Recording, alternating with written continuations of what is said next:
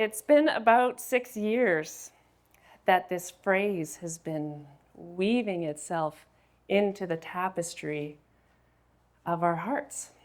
And you may or may not know the phrase comes from Exodus chapter 3. So if you remember, Exodus chapter 3 is the story of the burning bush. And Moses has been in the desert for 40 or so years. He's there because he killed an Egyptian man and got scared and ran out into the desert and left everything that he knew. And he sees this bush that's talking to him.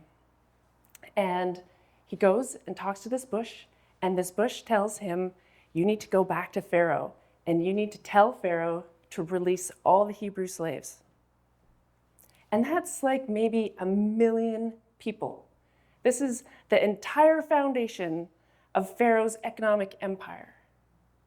And so Moses, like the normal human being that he is, says, what? Who am I to do that? And who are you? Like, when people ask me what God is telling me to do this, what am I supposed to say? And the voice said, Yahweh, right? Yahweh.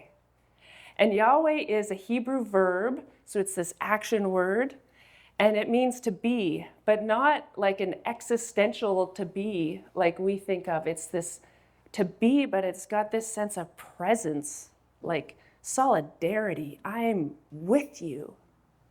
And it's got this sense of trajectory and support in a direction.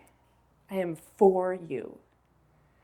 So Yahweh, in saying, this is who I am, in saying his name, was saying, I am the very essence of with you and for you. Because to reveal your name in the ancient world was to reveal your character and to reveal your essence. And this revelation, the Jews through the centuries cared about so much, and they held it so preciously that they created ways to avoid saying that name because they didn't want to say it inadvertently without the proper honor and respect. And so I think there's a very real sense in which we can think that this is the most precious revelation of God that we have. Is that God is with us and for us. And in my 14 years here, I have seen that over and over and over again. Like, where are we going to meet? How are we going to pay for it? You know, we've had intentional and unintentional deficits. What are we going to do about that? We've had emergency surgeries and long planned and awaited surgeries that we've prayed for a long time. Like Anne said, we've had deaths and births and divorces and marriages. We've had baptisms in the river. We've met for brunch in each other's homes and prayed for each other.